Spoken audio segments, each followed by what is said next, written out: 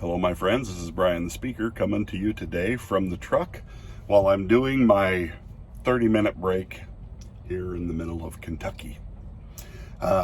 Anyway, I wanted to do a quick review of the second episode of the Expanse Season 6.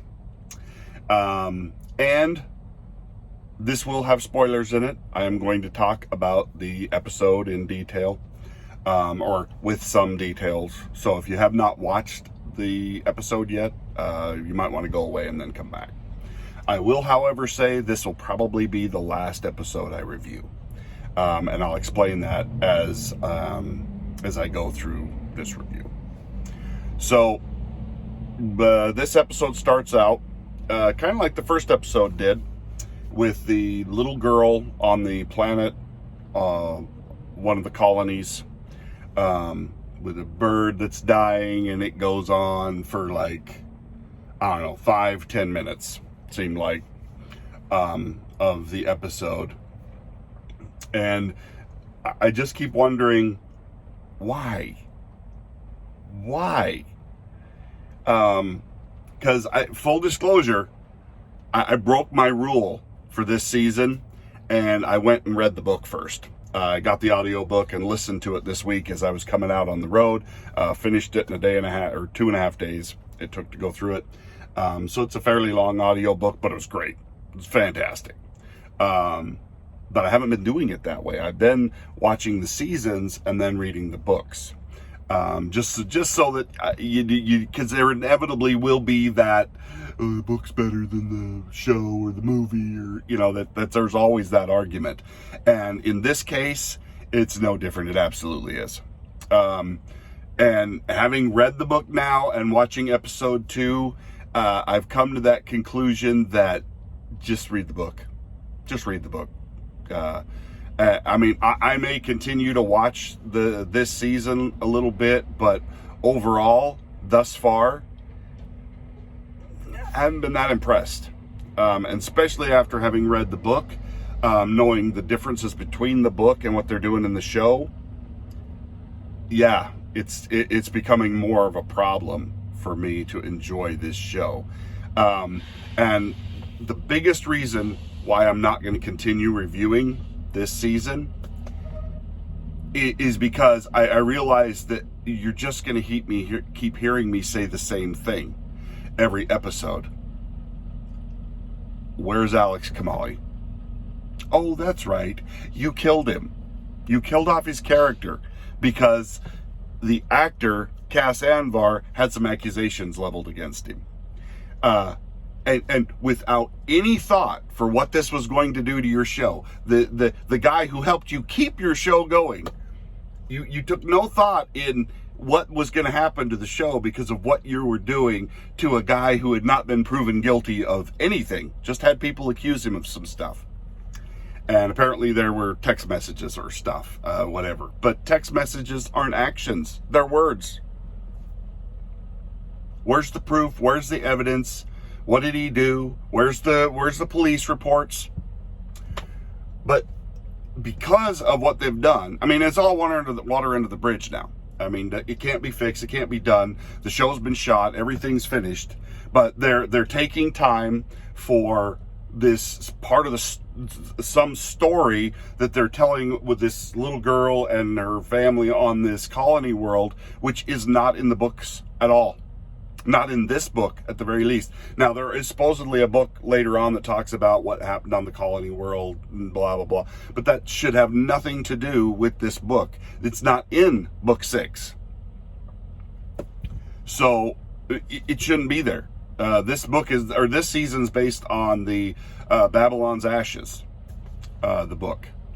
And, yeah, but it's, and somebody else was saying this just, I think today, that whenever somebody says something is based on something, that doesn't mean anything. I think it was one of the gaming streamer guys that I watch for World of Warships. He was just like, whenever they say based on something, that means it was mildly, slightly, could have accidentally been similar to something that they read in a book one time. Something like that.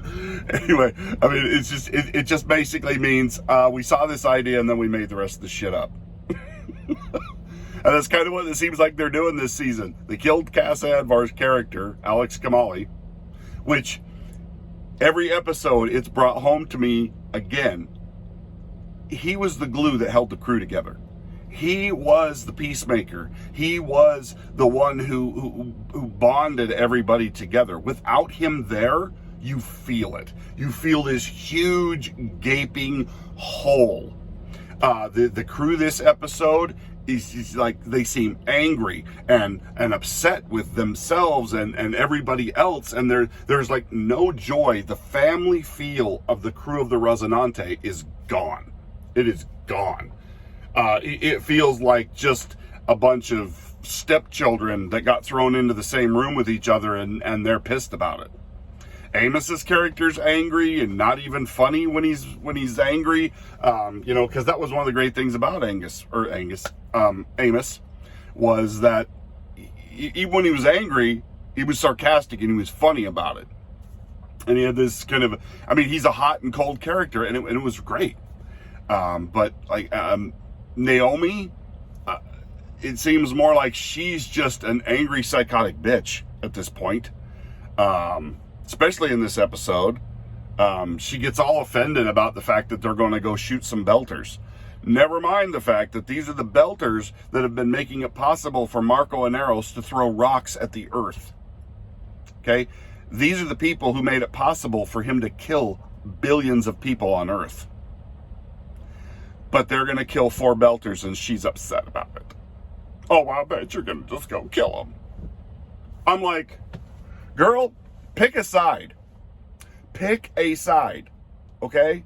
When people do evil things, it doesn't matter whether they're part of your race or your religion or your caste or your group or whatever. You throw their asses under the bus, because evil is evil, and it doesn't matter who's perpetrating it. I don't care if they're your people. That's like me going like, hey, you guys need to ease up on Charlie Manson. He was a white dude. I'm a white dude.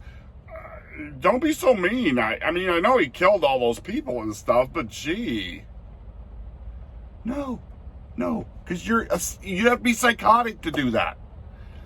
And apparently they've made Naomi Nagata's character psychotic now.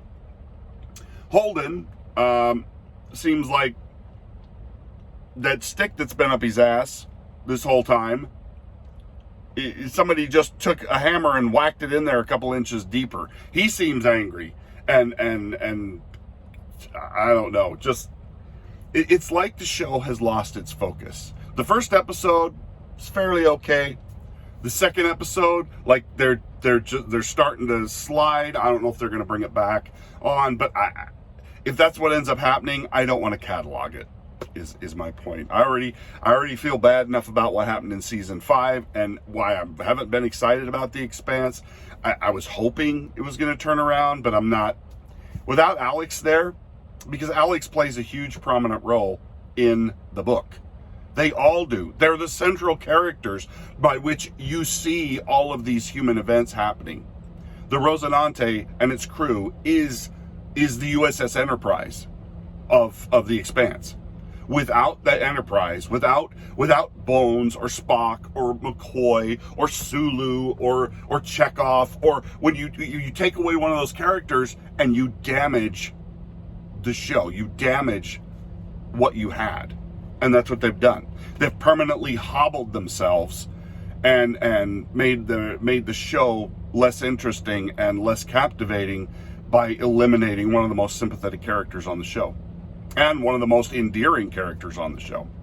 As I may have said before, I didn't like Alex's character when he first came on, or when I first started watching The Expanse. But man, he grew on me and became one of my favorite characters. And now he's just gone because he had a stroke.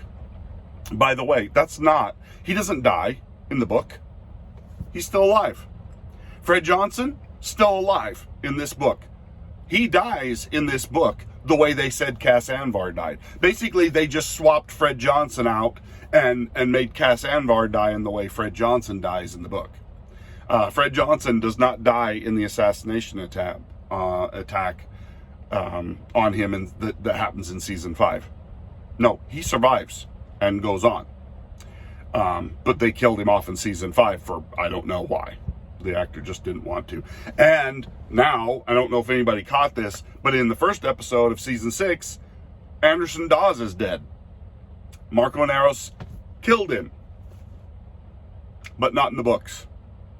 Anderson Dawes is not dead in the books. Anderson Dawes is still alive. And Anderson Dawes took over as the governor of Ceres after the UN and Mars pulled back, and has been running it, and had a prominent role. He signs on under Marco just because that he sees the way the wind's blowing, and that's how he's stayed alive all this time.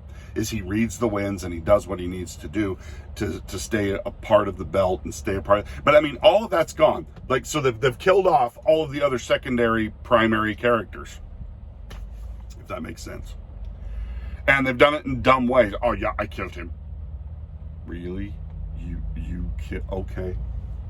But it happened off screen, so we don't have to worry about that. We don't have to pay that actor to come back and die. we're cheaping out.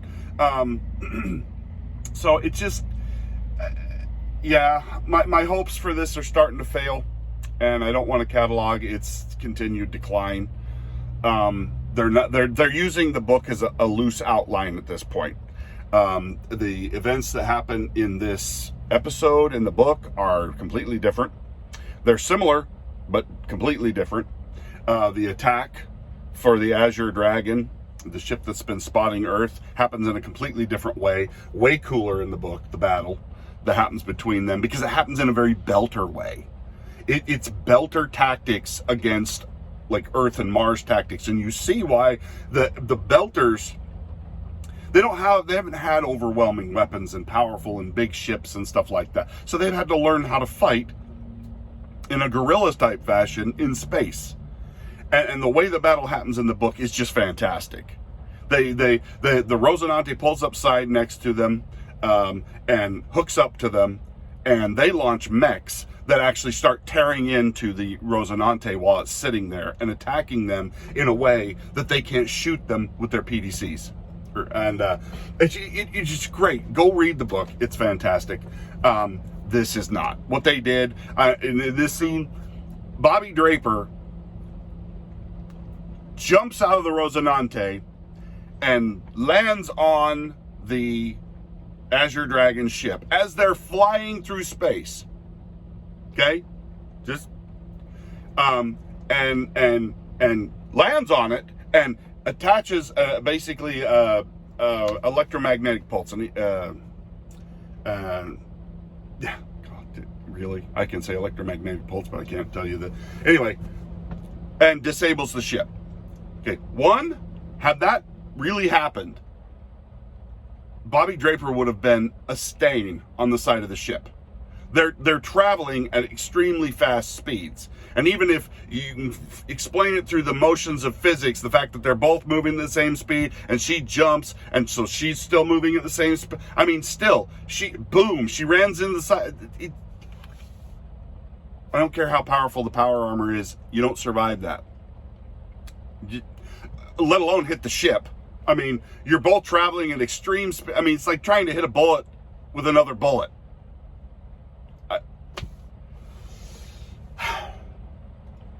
So, I mean, it's kind of a ridiculous fight.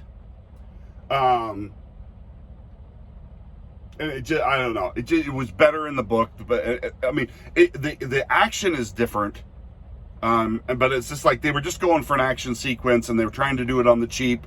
So we're gonna have them fly in, and we can do that with graphics and stuff like that. And then Bobby's gonna hit the shit. I mean, it was just, and it's kind of disappointing. But I mean, it's just really the overall feel of the show. The fact that they're adding in parts of a storyline that isn't even part of this book for probably, my guess is to try and set up something they're going to do in the future, rather than finishing this out and doing it the right way. Not only they've killed off a character, they're starting to add in stuff into the show that has no place being there, and it just takes away from the story that they're trying to finish up telling. But that's what I'm getting here, is that this is just we're done, we're finished, so let's just get this in the can, we don't care.